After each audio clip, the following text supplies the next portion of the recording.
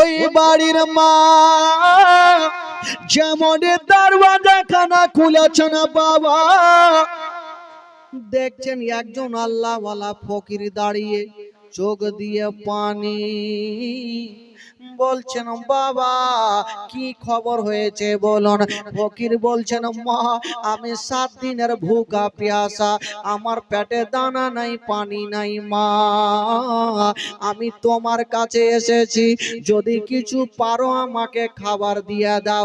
ওই মেয়েটা বাদশার কথা স্মরণ হয়ে গেল, এখন যদি আমি ফকিরকে দান করে দিই তবে বাদশা যদি দেখে আমার 2খানা হাতকে কেটে নেবে আর গ্রাম থেকে তাড়িয়ে দেবে।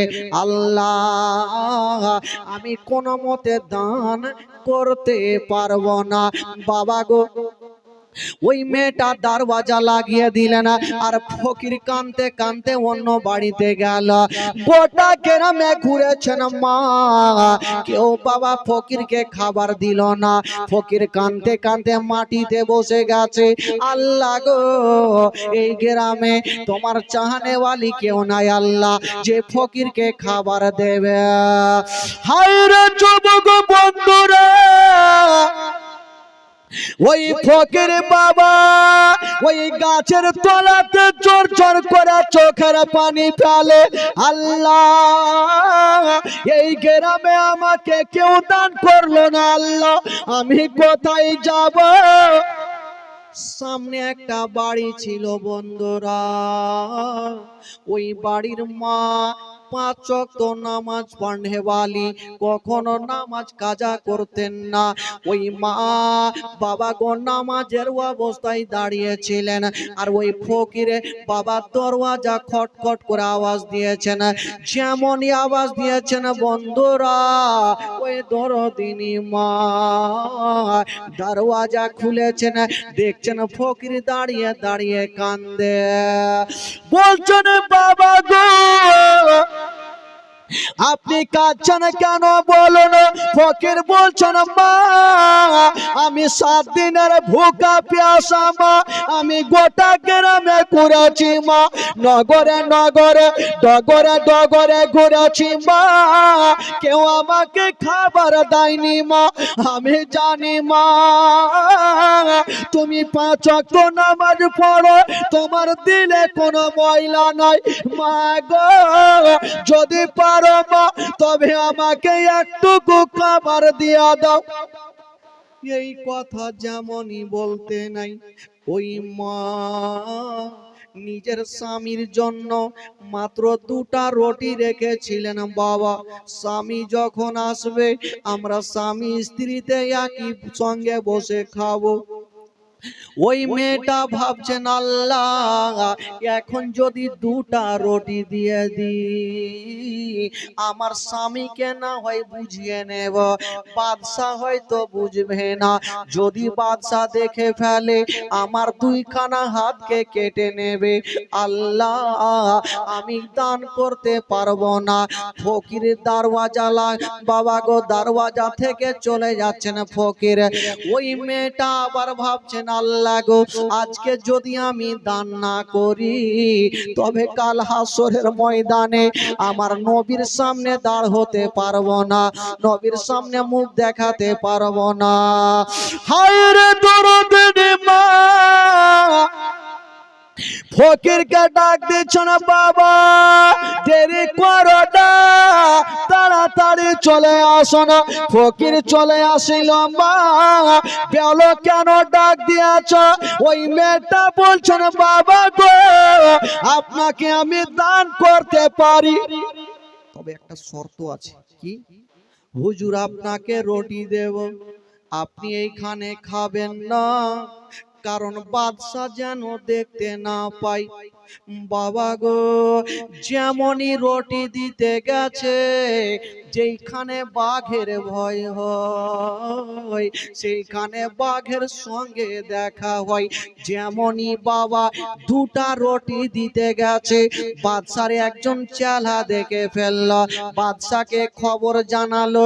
বাদশা বলল যাও মেয়েটাকে ধরে আমার কাছে নিয়ে আসা হোক। নিয়ে আসা হইল।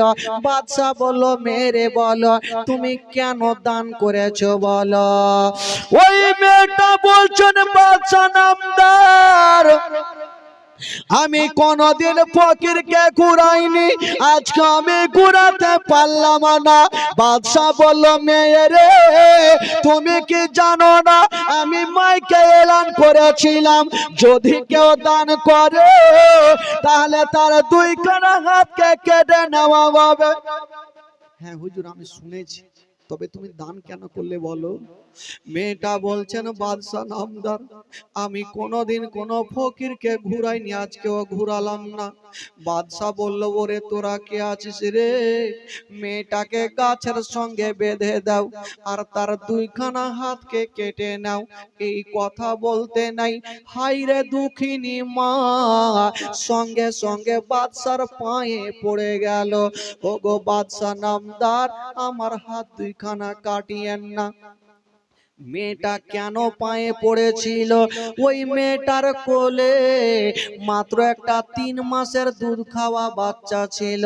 মেয়েটা ভাবছেন আল্লাহ আমার হাত দুইখানা যদি কেটে নাই আমার কোলের বাচ্চাকে আমি কেমন করে দুগ্ধ পান করাবো। বাদশা নামদার যদি পারেন গ্রাম থেকে তাড়িয়ে দেন, আমার হাত দুইখানা কাটিয়েন না। বাদশা বলল না, অন্যায় করেছো শাস্তি তোমাকে নিতে হবে। হায়রে দুঃখিনী মা বাবা এত করে বলল, ওই মেয়েটার কথা বাবা শুনলো না, গাছে বেঁধে দিয়েছেন বন্ধুরা। আর বাদশা যেন অর্ডার করে দিল, যেমনই অর্ডার করেছে গো ওই দুরাচার তরবারি খানা নিয়েছেন বাবা, এত জোরে চালিয়ে দিল ওই মেয়েটার দুইখানা হাত কেটে জমিনে পড়ে গেছে। মা ডুগরে ডুগরে যেন কাঁদতে আরম্ভ করেছে। একটু হাত কাটলে কতটা রক্ত যায়, মেয়েটার দুইখানা হাত কেটে জমিনে পড়ে গেছে। বাবা রক্তর ঝর্ণা ঝরে যাচ্ছে। ওই মেয়েটা বাবা গো চোখ দিয়ে যেন আর পানি থামে না। বাবা গো হাত দুইখানা কেটে যেন নদীতে ভাসিয়ে দিল। বাদশা বলল যাও মেয়েটাকে ধাক্কা দিয়ে তাড়িয়ে দাও। ওই মেয়েটা বলছেন বাদশা নামদার আমার হাত দুইখানা কেটেছে না, আমাকে গ্রাম থেকে তাড়াবেন না। এই জন্য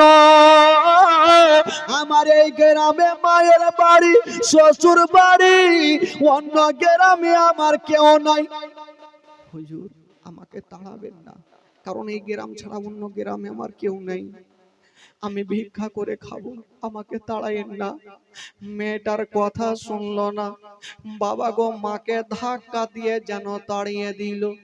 একটু দূর মেয়েটা গিয়ে গেছে, একটা লোক বাদশাকে বললেন ওগো বাদশা নামদার মেয়েটা তো চলে যাচ্ছে, এ মেয়েটার কোলে 3 মাসের একটা বাচ্চা আছে, এ বাচ্চাটার কি করা হবে, বাচ্চাটাকে কি জবাই করে দেওয়া হবে। বাদশা বলল না তোমরা তাড়াতাড়ি ঘরে যাও আর একখানা গামছা নিয়ে চলে আসো। গামছা নিয়ে আসা হইল, ওই 3 মাসের বাচ্চাটাকে বাবা গো গামছাতে টাইট করে বেঁধে দিল। মেয়েটাকে ডাক দিল মেয়েরে তুমি একটু কাছে আসো। মেয়েটা কাছে আসিল আর ওই দুঃখিনী মায়ের গলাতে বাবা গো ঝুলিয়ে দিল। বাচ্চা মায়ের সামনে ঝুলছে বাবা, আর ওই দরদিনী মাকে ধাক্কা দিয়ে তাড়িয়ে দিল। যেমন তাড়িয়ে দিয়েছেন বাবা, কোথায় যাবে বেচারা, চোখ দিয়ে পানি, কাটা হাত দিয়ে যেন জোর জোর করে রক্ত ঝরে যাচ্ছে। ও গো জননী মা কোন দিকে যাবে, কোথায় যাবে? বাচ্চা বাবা কোলে ঝুলছে আর মায়ের কাটা হাত দিয়ে রক্ত ঝরছে। একটা বিশাল বড় জঙ্গলে যেমনই যাওয়া, ওই মা চলতে পারে না, একটা পাথরের ওপরে বসে গেছে। যেমনই বসেছেন বাবা, বাবা গো 1 ঘন্টা পরে যে বাচ্চাটা গামছাতে বাঁধা ছিল, ওই বাচ্চাটা হাউমাউ করে কাঁদতে আরম্ভ করে দিল। ওই মেয়েটা ভাবছেন, আল্লাহ গো, আমার বাচ্চা তো কাঁদছে, আল্লাহ আমার হাত নাই, আমি কেমন করে স্নানে লাগিয়ে দুগ্ধ পান করাবো? আমার মা বোনেরা জানে, যখন কোনো বাচ্চা বাচ্চি মার কোলে কাঁদবে গো, ওই মা সঙ্গে সঙ্গে স্নানে লাগাইয়া দুগ্ধ পান করাবে। ওই মেয়েটার হাত নাই, কেমন করে বাচ্চাকে দুগ্ধ পান করাবে? 1 ঘন্টা হয়ে গেল, বাচ্চার কান্না থামে না, বাচ্চাও কান্দে, মাও কান্দে। কথাই বলে বাবা, বাচ্চার যদি কষ্ট হয় তার থেকে মায়ের কলেজা বেশি কান্দে। মা সন্তানের দুঃখ দেখতে পারবে না, মা সন্তানের কষ্ট দেখতে পারবে না। ওই মা ভাবছেন, আল্লাহ গো, রব্বুল আলামিন, আমার সন্তানকে কি আমি বাঁচাতে পারবো না? 1 ঘন্টা হয়ে গেল, 2 ঘন্টা হয়ে গেল, ওই মা ভাবছেন, আল্লাহ গো, আমি মা হইয়া আমার সন্তানকে দুগ্ধ পান করাতে পারি না। ও দরদিনী মা, ওই মেয়েটা ভাবছেন, আল্লাহ গো, আমার সন্তানের হয়তো হুলকমটা শুকিয়ে গেছে, যদি অল্প পানি পেয়ে যেতাম আমার সন্তানের হুল কমে দিতাম। আল্লাহ, আমি তো দুগ্ধ পান করাতে পারি না, আল্লাহ যদি অল্প পানি পেতাম আমার ছেলের মুখে দিতাম, ওই পানি খানা আমার ছেলের হুল কমে যেত, একটু শান্তি পেয়ে যেত। কিন্তু পানি পাবো কোথায়? ওই মা গোটা জঙ্গলে দৌড়াদৌড়ি করছেন বাবা। হঠাৎ করে মেয়েটা, এই কথা কেন বলছেন? হঠাৎ করে বাবা গো, ওই মেয়েটা একটা বিশাল বড় নদী দেখতে পেল, যে নদীর পানি বাবা বড় বড় ঢেউ চলছে, কোনো মানুষ নামতে পারে না, এত ভয়ঙ্কর নদী। কিন্তু মা নিজের জানের পারওয়া করে না। আল্লাহ গো, যদি আমার মরণ হয়ে যায়, আমি আমার সন্তানের কষ্ট দেখতে পারি না, আমার সন্তানের দুঃখ দেখতে পারি না। ওই দুঃখিনী মা, 2 ঘন্টা হয়ে গেছে, বাচ্চা যেন বাবা শ্বাস নিতে পারে না, মায়ের কোলে শুধু লাফাচ্ছে, কথা বলতে পারে না। মা সন্তানদের মনের কথা বুঝে যায় বাবা, মা সন্তানদের মনের বেদনা বুঝে যায় বন্ধুরা। ওই মা নদীতে পানি দেখতে পেয়েছে, আল্লাহ গো, আমি দুগ্ধ তো দূরের কথা, আমি পানি দেখতে পেলাম, একটু পানি আমার ছেলের মুখে দিয়ে দেব, যদি হুলকুমটা ভিজে যায় আমার ছেলে শান্তি পেয়ে যাবে। হায় রে দরদিনী মা, ও গো মা বোনেরা শুনুন, মা গো, কলেজা ফেটে যাবে মা। ওই দুঃখিনী মা, যেই নদীতে কোনো মানুষ নামতে পারে না, এত ভয়ঙ্কর নদী, কিন্তু মা 1 হাঁটু পানিতে নেমে গেছে। কিন্তু মা ভাবছেন, আল্লাহ, আমি পানিতে নামলাম, আমার হাত নাই, কেমন করে পানি তুলে বাচ্চার মুখে দেব? ওই মেয়েটা কাঁদতে লেগেছে, আল্লাহ, আমার সন্তানকে বুঝি বাঁচাতে পারবো না, আমার সন্তানকে বাঁচাতে পারবো না।